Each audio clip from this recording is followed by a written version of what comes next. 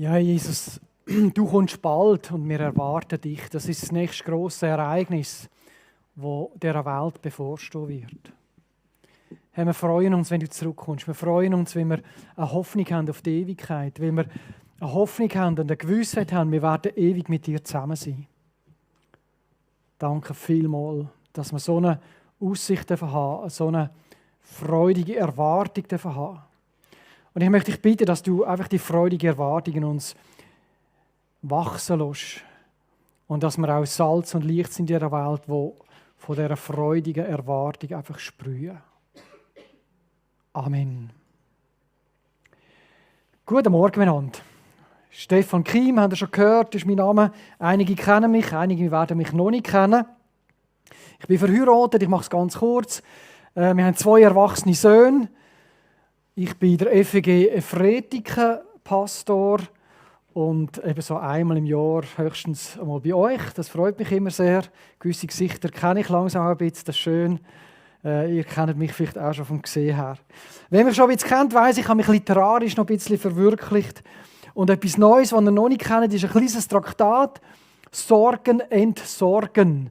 Das liegt da hinten auf dem Tisch beim Ausgang. Das kann man einfach gratis mitnehmen. Das kostet nichts. Das Einzige, was gratis ist, alles andere kostet etwas. Es ist ein Buch dort, ich bin doch nicht ehemüde. Also wenn ihr eurer Ehe etwas Gutes tun wollt, zusammen als Ehepaar lesen, es hat nach jedem Kapitel auch so Vertiefungsfragen, miteinander das anschauen. Also ist auch für gestandene Ehepaare, glaube ich, sehr wertvoll.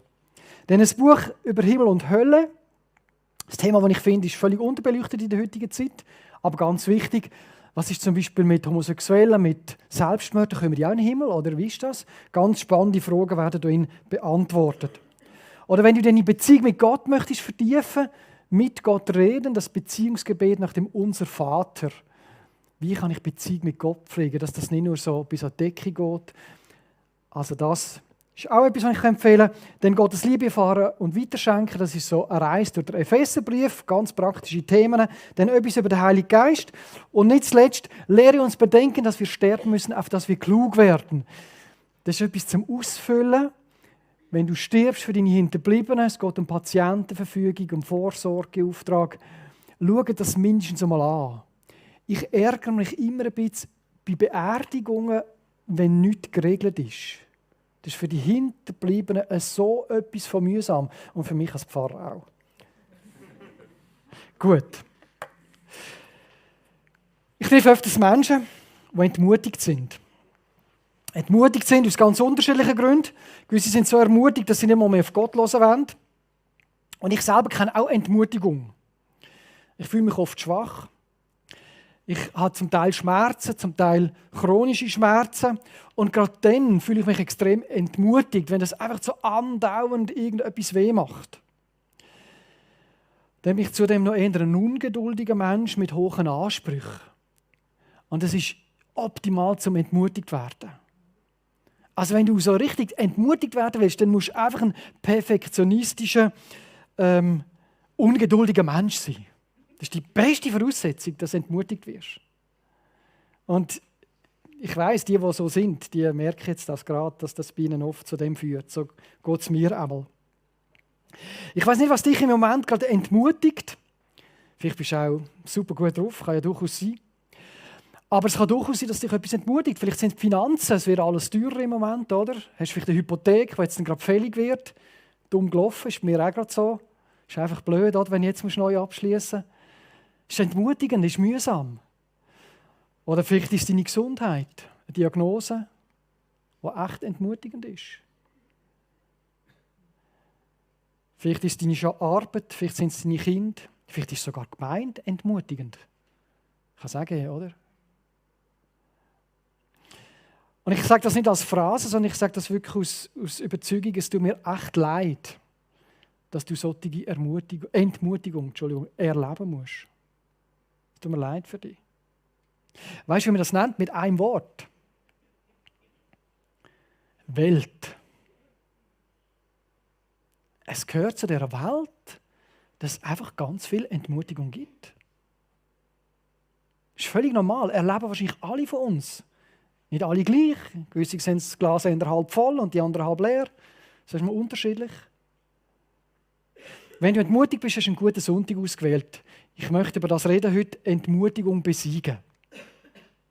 Und ich habe in der Bibel einen Mann gefunden, der ist, ja, ich beschreibe ihn noch ein bisschen. Es ist der Paulus. Und er hat einiges erlebt, was entmutigend ist. Und sein Charakter ist genau so einer. Ein ungeduldiger Perfektionist. Das war der Paulus. Der Paulus hat so viele Gründe gehabt, um entmutigt zu sein. Wir müssen mal 2. Korinther Kapitel 11 lesen. Ich mache nur einen kleinen Auszug aus Vers 23 bis 28. Das heisst, der Paulus war oft im Gefängnis. Es ist entmutigend, oder, wenn du im Knast sitzt. Das ist nicht so lustig. Er ist x-mal ausgepeitscht worden. Also etwa 5-mal hat er von den Juden 39 Schläge gekriegt als Strafe. Dann einmal ist er gesteinigt worden. Und man hat gedacht, der ist tot, super, haben wir erledigt. Er hat es überlebt. 3-mal hat er Schiffbruch erlitten. Einmal ist er einen Tag und eine Nacht lang auf dem offenen Meer getrieben. Ich meine, das ist total entmutigend, oder? Irgendwann mitten im Ozean und einfach nur... Also das wäre für mich eine Katastrophe, würde ich Panik kriegen. Da finde ich niemand mehr. Das ist wie ein Guffenodler im Heuhaufen suchen, oder? Dann sagt er sei verrotet worden, verleumdet worden, bedroht worden, hat Hunger und Durst gehabt. Und er sagt, er hat im Tod viele Mal in die Augen schauen müssen. Also wirklich entmutigend, oder? Wie hat der Paulus das alles durchgestanden? Das verratet er uns im 2. Korintherbrief, Kapitel 4. Aber das hat irgendwie mit eurem Jahresmotto oder so zu tun, gell? 2. Korinther 4. Und ich möchte mit euch ein paar Verse daraus anschauen. Und der Paulus gibt uns wie so sein Geheimnispreis, warum er sich nicht entmutigen lassen hat. Und das wollen wir zusammen jetzt einfach anschauen. Und das Erste, was er uns sagt, im Vers 1, wir lesen jetzt den gerade zusammen, ich habe das so überschrieben mit «Vergiss es nie, wie sehr Gott dich liebt». In all dem, was du erlebst. Vergiss es nie, wie sehr Gott dich liebt. Da heißt, so sieht also der Dienst aus, den Gott uns in seinem Erbarmen übertragen hat. Und deshalb lassen wir uns nicht entmutigen. Der Paulus hat zuallererst, als er von Gott etwas erfahren hat, das Erbarmen von Gott erfahren. Ein anderes Wort für Erbarmen, man könnte auch sagen, seine Liebe erfahren, seine Güte, sein Wohlwollen. Und der Paulus ist von Gott aus Liebe angenommen worden, weil Gott mit ihm Erbarmen hatte, weil er ihn geliebt hat. Und aus seiner Gnade aus, aus dem Erbarmen aus, Gnade heisst Geschenk, hat er auch seinen Auftrag gekriegt, Gott zu dienen. Und das ist im Paulus das Wichtigste und zuerst einfach, es ist Gottes Erbarmen, das mich gerufen hat. Er ist der Anfänger und Vollender vom Glauben. Aufgrund von seiner Liebe ist er berufen worden. Aufgrund von seiner Barmherzigkeit errettet worden. Und ich glaube, auch wir brauchen das immer wieder, das Bewusstsein, zuallererst, vor allem anderen in unserem Christsein, in unserem Leben, ist das, dass wir von Gott geliebt sind. Dass er Erbarmen hat mit uns Menschen, mit jedem Einzelnen von uns. Und das erste Lebensziel ist nicht, dass wir Gutes tun oder dass wir Gott lieben oder den Nächsten lieben, sondern dass wir uns von Gott lieben lassen. Das ist das Erste. Wir dürfen uns von Gott einfach lieben lassen. Und das ist das Geheimnis, das der Paulus gesagt hat, das ist ein Schlüssel für mich, warum ich nicht entmutigt bin, warum ich in meinem Dienst weitermache, warum ich dranbleibe. Weil Gott liebt mich. Und Gott liebt jeden von uns. Ich möchte zum Vers 2 kommen. Ich habe das überschrieben mit «Lebe ehrlich, transparent, sei dich selbst». Wir haben uns bewusst entschieden, nicht mit unwürdigen Methoden zu arbeiten, bei denen wir das Licht des Tages scheuen müssten. Wir greifen nicht zu betrügerischen Mitteln und verfälschen Gottes Botschaft nicht. Im Gegenteil, Weil wir uns Gott gegenüber verantwortlich wissen, machen wir die Wahrheit bekannt und gerade dadurch empfehlen wir uns dem Gewissen jedes einzelnen Menschen. Viele Menschen machen Sachen, die sie eigentlich gar nicht machen möchten, aber sie machen sie trotzdem, um den anderen Menschen gefallen. Und der Paulus sagt, wir verkünden das Wort. Wir sagen es so, wie es ist. Wir passen unsere Botschaft nicht an, ob das die Menschen hören wollen oder nicht hören wollen, sondern wir arbeiten nicht mit unlauteren Mitteln, so ein bisschen einschleimen beim Nächsten zum Beispiel, sondern wir sagen einfach, wie es ist. Ich weiß nicht, wie es dir geht, aber ich finde es extrem entmutigend, wenn man jemand sein muss, wo man nicht ist, nur dass man angenommen ist bei den anderen. Oder man muss dann quasi eine Maske anlegen. Und wer schon mal eine Maske angehabt, der weiß, wie mühsam das ist. Da schwitzt man drunter, oder? Das ist grusig, ist mühsam, ist nicht schön. Und man muss sich verstellen, oder? Damit man angenommen ist. Aber Gott möchte nicht, dass du im XY gefällst oder dass du bist wie der XY, sondern Gott hat dich geschaffen, wie du bist und er möchte dich so, wie du bist. Und dann nimmt er dich und verändert dich schon noch. Aber das macht dann er, oder? Er verändert dich ins Bild von Jesus, dass du Jesus ähnlicher wirst, dass du mehr so lebst wie Jesus. Aber auch dort musst du nicht vorspielen, du musst nicht so tun, als würdest du wie Jesus leben, wenn du nicht so lebst. Das ist wieder geheuchelt, oder? Das ist wieder nicht echt. Aber der Heilige Geist wirkt an uns und verändert uns.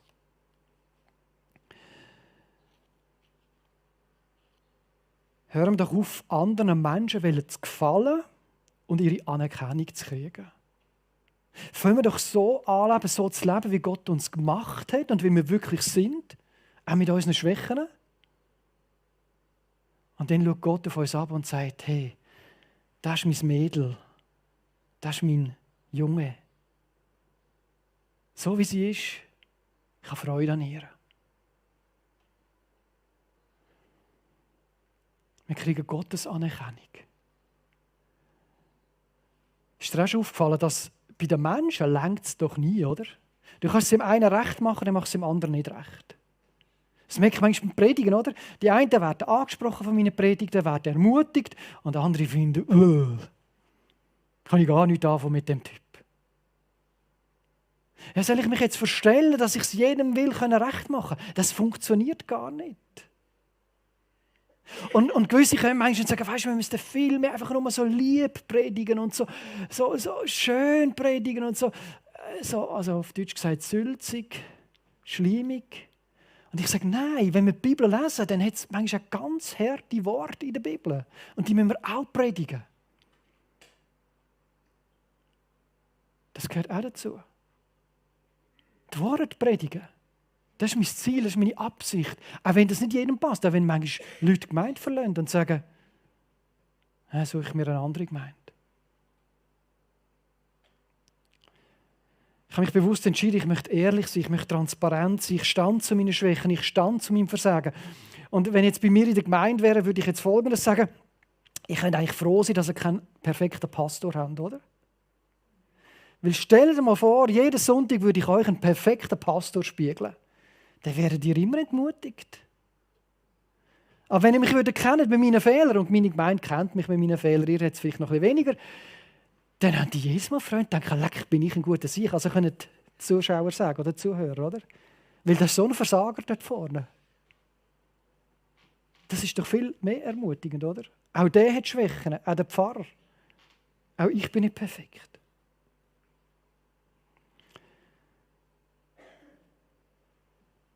Ich glaube, es hilft, sich selber zu sein, um weniger entmutigt zu sein.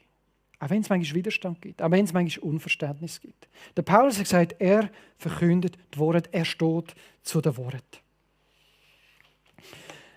Etwas Drittes. Übernimm keine Verantwortung, die du nicht tragen sollst. Übernimm keine Verantwortung, die du nicht tragen sollst, das lesen wir in den Vers 3 bis 4. Da heißt Folgendes. Wenn das Evangelium, das wir verkünden, wenn das Evangelium, das wir verkünden, trotzdem wie mit einer Decke verhüllt ist, dann ist das bei denen der Fall, die verloren gehen, weil sie der Wahrheit keinen Glauben schenken. Der Gott dieser Welt hat sie mit Blindheit geschlagen, sodass ihr Verständnis verfinstert ist und sie den strahlenden Glanz des Evangeliums nicht sehen, den Glanz der Botschaft von der Herrlichkeit dessen, der Gottes Ebenbild ist, Christus. In dieser Welt gibt es so viel Leid und Elend. Es gibt so viele Menschen, die nicht an Gott glauben. Und das ist echt entmutigend, finde ich. Das ist echt entmutigend. Was aber noch viel mehr entmutigend ist, wenn ich das Gefühl habe, ich bin dafür verantwortlich, dass die Menschen zum Glauben kommen. Und der Paulus sagt, weil sie der Wahrheit keinen Glauben schenken. Er weist jegliche Verantwortung von sich. Weil sie der Wahrheit keinen Glauben schenken. Und dann sagt er noch, der Gott dieser Welt hat sie mit Blindheit geschlagen. Das ist der Teufel, der Gott dieser Welt. Und er hat sie verblendet. Und dann, wer bin ich als Mensch, um Verantwortung für Menschen überzunehmen, dass sie zum Glauben kommen? Das kann ich gar nicht machen. Das wäre eine Verantwortung, die mich total entmutigen würde. Und manchmal haben wir doch schon das Gefühl, oder? Meine Kinder sollten doch an Jesus glauben. Und man fühlt sich verantwortlich. Habe ich denn versagt als Eltern, wenn sie nicht an Jesus glauben?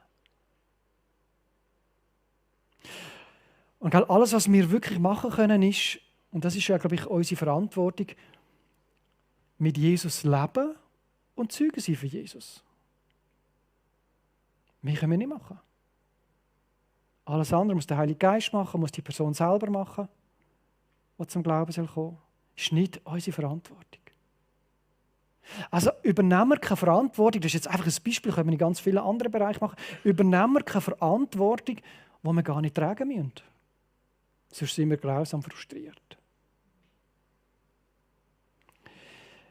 Etwas Viertes, was der Paulus sagt, um nicht entmutigt zu sein. Ich habe das so überschrieben, Vers 5 und 6. Denk daran, es geht nicht um dich. Denk daran, es geht nicht um dich.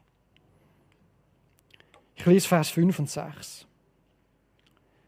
Bei unserer Verkündigung geht es schließlich nicht um uns, sondern um Jesus Christus, den Herrn. Wir sind nur Diener, eure Diener, weil Jesus uns damit beauftragt hat. Denn derselbe Gott, der gesagt hat, aus der Finsternis soll Licht hervorstrahlen, der hat es auch in unseren Herzen hell werden lassen, sodass wir in der Person von Jesus Christus den vollen Glanz von Gottes Herrlichkeit erkennen. Ich weiß nicht, ob du auch schon gemerkt hast, je selbstzentrierter du bist, also je mehr du auf dich schaust, umso anfälliger bist du für Entmutigung. Und es ist so, in der Welt sagt fast alles, es geht um dich. Die Versicherung verspricht dir am Fernsehen, wenn du einen Unfall hast, oder im Radio, wenn du einen Unfall hast, wir springen alle und schauen, dass es gut kommt. Das ist doch wahr, oder? Und wenn du einen Unfall hast, dann wartest du dort am Pannenstreifen nichts. Lang.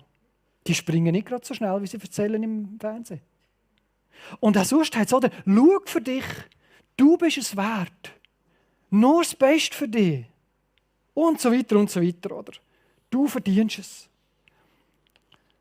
Kaum jemand will dich gewinnen, indem er sagt, denk doch mal an die anderen. Oder sogar, denk doch mal an Gott. Es geht gar nicht um dich, es geht um Jesus. Oder auch die sozialen Medien. Also die sozialen Medien, wenn ihr dort mal ein bisschen reinschaut, wie das läuft, oder? Jeder muss sich so darstellen, dass er im Zentrum steht. Und dass er möglichst viele Klicks und Likes kriegt. Es geht immer nur um den. Das ist brutal. Die sozialen Medien, die vergiften wirklich unser Hirn. Entschuldigung, ich kann es nicht anders sagen. Es ist total entmutigend. Weil es hat immer einen mehr Likes als du. Sonst hast du einfach noch nicht mit der richtigen verglichen. Und ich muss auch sagen, ich habe Instagram mal kurz gehabt, weil mein Sohn in Amerika war und ich seine Bilder gesehen. Und ich habe gefunden, Katastrophe. Ich bin wieder drauf. Ich habe meinen Account gelöscht. Und Gott hat uns nicht geschaffen, dass sich die Welt um uns dreht und wir im Zentrum stehen, sondern Jesus Christus ist das Zentrum dieser Welt. Es geht um Gott. Und ich hatte einen Post-it-Zettel seit vielen Jahren, auf dem ist zuerst gestanden, bevor ich die Predigt dann vorbereitet habe, es geht nicht um dich. Das habe ich immer vor meinen Augen. Es geht nicht um mich. Weil oft habe ich mich viel zu tragisch genommen. Hast du eine Kritik gekriegt, dann bin ich am Boden zerstört gewesen. Dabei ist es nicht um mich gegangen. Vielleicht hat er einen schlechten Tag gehabt oder hat er meine Predigt nicht verstanden. Was ist doch gleich. Es geht gar nicht um mich. Und nach dieser Predigt, ich habe die vor einem Jahr vorbereitet, ich bin relativ weit im Voraus, als ich vorbereitet predigte, habe ich nachher geschrieben, es geht nicht um mich, es geht um Jesus Christus. Das ist doch unser Fokus. Und ich finde das extrem entspannend. Es ist total entspannt, es geht nicht um mich.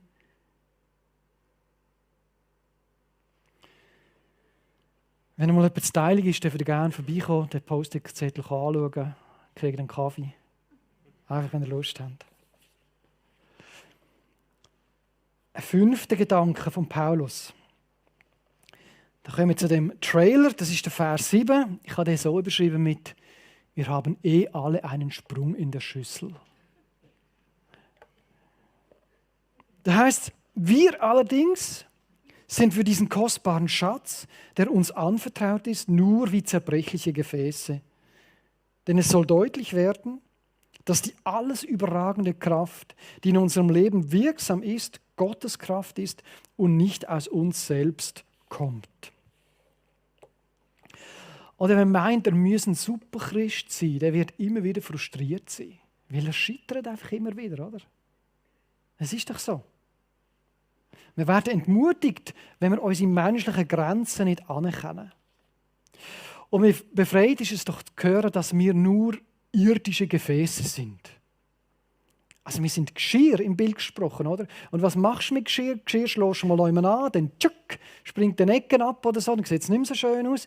Vielleicht schlägst du mal fest dran, so den Sprung in der Schüssel und vielleicht geht es sogar am Boden und dann ist ein Scherbenhaufen. Das sind wir. Irdische Gefäße, wir haben alle einen Sprung in der Schüssel, weil jeder von uns ist schon mal noch jemand angeschlagen oder am Boden gefallen oder was auch immer. Wir dürfen schwach sein, weil auf die andere Seite ist Gottes Kraft in uns am Wirken. Das ist der Unterschied, das macht uns aus. Das ist die Power, die in uns lebt. Und wisst ihr, ich staune manchmal, und ich sage das ganz bewusst, ich staune manchmal, was Gott für Spinner braucht, um sein Reich zu bauen. Hey, ist euch das auch schon aufgefallen? Gewisse Missionare, gewisse Referenten auf grossen Bühnen, das sind manchmal ganz schräge Vögel. Ich kann es nicht anders sagen. Die hat dich nie berufen. Ich, als Stefan Kim. Aber Gott hat die Menschen genommen, die schrägen Vögel, die bisschen komischen Typen, und braucht sie. Irdische Gefäße, aber Gott wirkt durch sie durch. Das ist doch total ermutigend. Und der Paulus war eben auch ein bisschen ein schräger Vogel. Ich meine, der hat Christen verfolgt und alles Mögliche. Alles, was wir machen müssen, ist unser Leben Gott zur Verfügung stellen. Und dann kann Gott wirken. Mit seiner Kraft, mit seiner Größe. Und in dem Sinn wünsche ich euch ein entspanntes, begrenzt sein. Wir sind alle begrenzt, oder? Aber das ist die beste Voraussetzung, dass Gott dich braucht. Weil er ist in der Schwachen mächtig. Ich lese einen längeren Abschnitt, Vers 8 bis 13 vor und habe es überschrieben mit Vertrau auf Gott. Von allen Seiten dringen Schwierigkeiten auf uns ein und doch werden wir nicht erdrückt. Oft wissen wir nicht mehr weiter und doch verzweifeln wir nicht. Wir werden verfolgt und sind doch nicht verlassen. Wir werden zu Boden geworfen und kommen doch nicht um. Auf Schritt und Tritt erfahren wir am eigenen Leib, was es heißt, am Sterben Jesu teilzuhaben. Aber gerade auf diese Weise soll auch sichtbar werden, dass wir schon jetzt in unserem irdischen Dasein am Leben des auferstandenen Jesus teilhaben. Ja, mitten im Leben sind wir um Jesu willen ständig dem Tod ausgeliefert. Und eben dadurch soll sich in unserem sterblichen Dasein zeigen, dass wir auch am Leben von Jesus Anteil haben. Unser Dienst bringt es also mit sich, dass an uns der Tod zur Auswirkung kommt. Aber er führt auch dazu, dass es an euch das Leben wirksam ist. In der Schrift heißt es, ich habe mein Vertrauen auf Gott gesetzt und darum habe ich geredet. Der Glaube, der aus diesen Worten spricht, erfüllt auch uns. Auch wir vertrauen auf Gott. Und deshalb lassen wir uns nicht davon abhalten, zu reden und das Evangelium zu verkünden. Also Paulus sagt, will man auf Gott vertrauen, ertragen wir all das Schwere, das er aufgezählt hat und werden nicht entmutigt, wir werden zwar am Boden geworfen, aber wir stehen wieder auf und so weiter. Will man auf Gott vertrauen?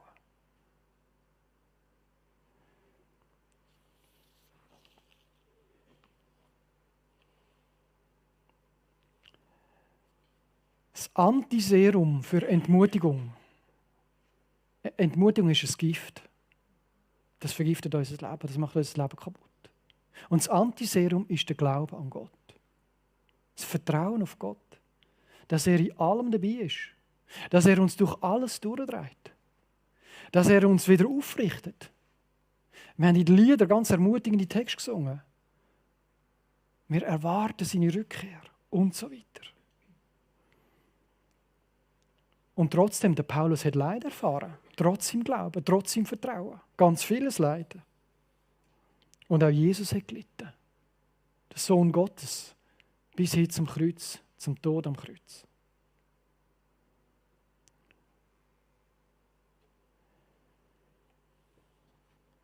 Ein 7. Gedanke. Ich weiss nicht, wie viele Punkte hat. Es ist keine 3-Punkte-Predigt. Aber es sind noch dabei, ich sehe das. Vers 14 bis 15, du hast ein Ziel. Ich habe das so überschrieben. Denn wir wissen, der Jesus, den Herrn von den Toten auferweckt hat, wird auch uns auferwecken. Wir sind ja mit Jesus verbunden und wird uns dann zusammen mit euch vor sich treten lassen. Ja, unser ganzer Dienst geschieht für euch, denn Gottes Gnade soll immer mehr Menschen erreichen, damit dann auch eine ständig wachsende Zahl Gott dankt und ihm die Ehre gibt. Der Paulus ist ermutigt gewesen, weil er gewusst hat, Jesus lebt. Und auch er wird auferstehen. Er hat ein Ziel gehabt. Und er hat noch ein weiteres Ziel gehabt. Denn Gottes Gnade soll immer mehr Menschen erreichen, damit auch eine ständig wachsende Zahl Gott dankt und ihm die Ehre gibt. Also das Ziel von unserem Leben ist, dass andere Menschen den Gott kennenlernen und ihm die Ehre geben. Und wir haben eine Predigtreihe im Moment, wir haben schon 2 Predigten gehabt. Die Predigt werde ich nächsten Sonntag bei uns halten, also ich kann mir gerne ein Feedback geben, wenn ich es verbessern kann. Ich übe jetzt bei euch quasi, ihr seid Versuchskaninchen. Zum Thema Wiederherstellung. Letzten Sonntag hast du gesehen, Gott will dich segnen, wenn du am Boden bist. Wie segnet dich Gott, wenn du ganz am Boden bist? Kaputt. Tiefschlag. Und eine Woche vor ist es darum gegangen, wie Gott das Leiden braucht, dass du dich entwickelst, dich veränderst. Und die Wiederherstellung, da geht es nicht einfach darum, dass ich dann wieder zufrieden und glücklich bin und ich wieder Allah. Sondern das Ziel ist, dass durch die Wiederherstellung, wo Gott mich wiederherstellt, wo Gott mich neu macht, wo Gott mich aufrichtet, ich darf Salz und Licht sein in dieser Welt, dass andere Menschen den Gott kennenlernen und den Gott ehren und preisen. Eine wachsende Zahl Gott dankt und ihm die Ehre gibt. Für das bist du da auf dieser Welt. Sonst kann Gott dich schon lange heimholen. Im Himmel wäre es viel besser als da unten. Aber solange du da bist, möchte Gott dich brauchen, dass Menschen Gott, Jesus Christus, kennenlernen. Vers 16. Ich habe sie beschrieben mit «Lass dich von Gott erneuern». Das sind also die Gründe, weshalb wir uns nicht entmutigen lassen. Also all das, was er jetzt aufzählt hat, der Paulus, das sind seine Gründe, warum er sich nicht entmutigen lässt. Mögen auch die Kräfte unseres äußeren Menschen aufgerieben werden, unser innerer neuer Mensch wird von Tag zu Tag erneuert. Ganz kurz, unser äußerer Mensch, das kennen wir, wenn wir älter werden, der baut ab. Aber schön ist, der innere Mensch, der geistliche Mensch, wird von Gott immer wieder erneuert. Darum lass dich von Gott erneuern. Wie machst du das? Ganz einfach, such Gemeinschaft mit Gott. In der Begegnung, in der Gemeinschaft mit Gott, erneuert Gott deinen inneren Mensch. Reinigt deinen inneren neuen Mensch, stärkt deinen inneren Mensch und verbaut deinen inneren Mensch. Also es ist ganz wichtig, in die Stille gehen und mit Gott reden, auf Gott hören, sein Wort lesen. Das tun, was Gott sagt in seinem Wort. All das führt zur Wiederherstellung und Erneuerung. Und dann noch ein letzter Gedanke. Vers 17 und 18. Du brauchst die richtige Perspektive. Denn die Nöte, die wir jetzt durchmachen, sind nur eine kleine Last und gehen bald vorüber. Und sie bringen uns etwas, was von unvergleichlich viel größerem Gewicht ist. Eine unvorstellbare, eine alles überragende Herrlichkeit, die nie vergeht. Wir richten unseren Blick nämlich nicht auf das, was wir sehen, sondern auf das, was jetzt noch unsichtbar ist. Denn das Sichtbare ist vergänglich, aber das Unsichtbare ist ewig. Das letzte Geheimnis von Paulus, sich nicht entmutigen zu lassen oder immer wieder ermutigt zu sein, ist der Fokus auf die Ewigkeit. Nicht das Sichtbare bleibt ewig, sondern das Unsichtbare, das, was wir noch nicht sehen. Und er sagt, was wir jetzt erleben, und das möchte ich nicht abwertend sagen, ist ein Pipifax gegenüber dem, was mal die Herrlichkeit sein wird. Und damit wird nicht ins Leiden geschmälert. Oder wir erleben wirklich ganz Schlimmes, ganz tragisch. Und das nimmt Gott voll und ganz ernst. Aber im Vergleich zu dem, und das macht die Herrlichkeit umso grösser, ist die Herrlichkeit etwas Unbeschreibliches, etwas Umwerfendes, Grosses.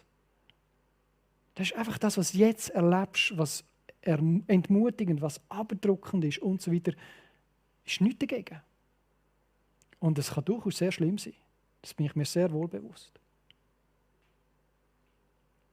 Es ist eine kleine Last, die bald vorübergeht. Und unsere Perspektive ist eine unvorstellbare und alles überragende Herrlichkeit, die nie vergeht. Wow, das finde ich dann ermutigend. Das ist das Endziel. Und ich zitiere mal gerne einen Satz von der Corrie ten Boom, den ich ganz cool finde. Sie sagt, wenn du die Welt anschaust, wirst du verzweifelt. Und wenn wir die Welt rausschauen, so mit Krieg und Corona, das jetzt langsam wieder kommt, und es ist schon ein bisschen zum Verzweifeln, oder? Und so gewisse Christen kommen dann mit der Endzeit. Ja, wir sind jetzt in der Endzeit und es wird immer alles schlimmer und es geht alles den Bach ab. Und dann denke ich, was lesen ihr für eine Bibel? Das ist völlig ein Mumpitz. Die Offenbarung ist ein Buch von der Ermutigung. Und natürlich leben wir in der Endzeit seit 2000 Jahren. Und es ist nicht immer bergab gegangen. Sondern Jesus wird als Sieger kommen. Das ist das, was kommt. Und nicht, es wird immer alles schlimmer. Die Endzeit-Propheten gehen mir manchmal wirklich auf den Sack. Das ist einfach blöd, was die rauslassen. Die machen den Leuten Angst, die verunsichern die Leute. Die Offenbarung ist ein Buch von der Ermutigung und nicht vom Abschrissen, kaputt machen. Corrie ten Boom sagt weiter, wenn du nach innen schaust, wirst du deprimiert sein. Ja, wenn wir auf die eigene Kraft schauen. Auf das, was wir machen in dieser Welt. Ja, was willst du machen mit dem Krieg in der Ukraine? Vielleicht kannst du jemanden aufnehmen, vielleicht kannst du etwas spenden. Ändert das etwas gross am Krieg? Ändert das etwas an der Hungersnöte in Afrika, wo sie seit 4 Jahren kein Wasser mehr haben? Fast nichts. Ein bisschen. Ja, mach etwas. Die einzelne Person zählt. Aber das Grosse lösen wir nicht. Du wirst deprimiert. Aber wenn du auf Christus schaust, wirst du zur Ruhe kommen. Jesus hat das im Griff. Jesus braucht sogar all das Elend zum Guten. Können wir uns gar nicht vorstellen. Können wir uns nicht vorstellen, aber Jesus braucht das zum Guten. Dass Menschen verwandelt werden in sein Bild.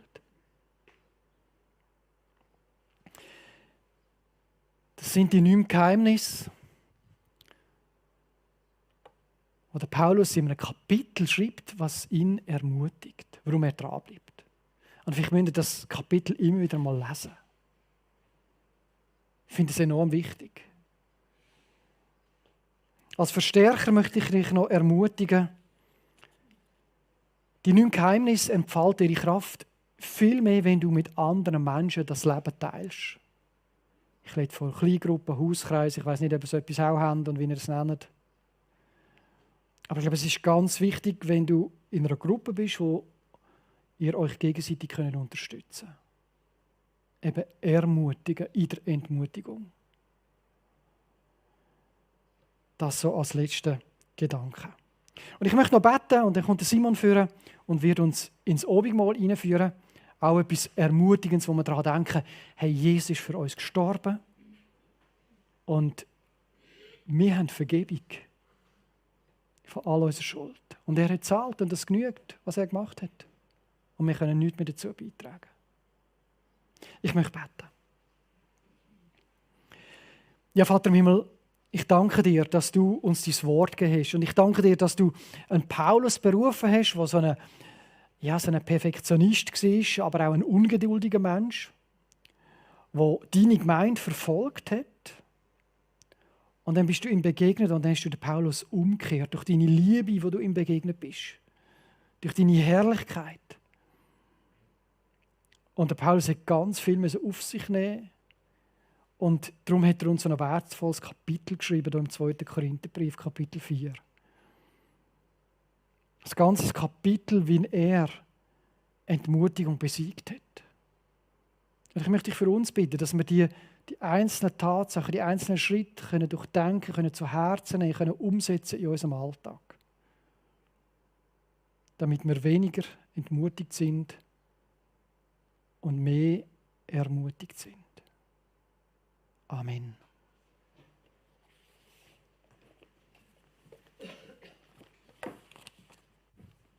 Danke vielmals, Stefan. So ist es doch mega wichtig, dass wir immer wieder daran denken, was Jesus für uns da hat am Kreuz. Wo er gestorben ist, für unsere Sünden zu vergeben und auch wieder heilig unserem Leib zu bringen. Und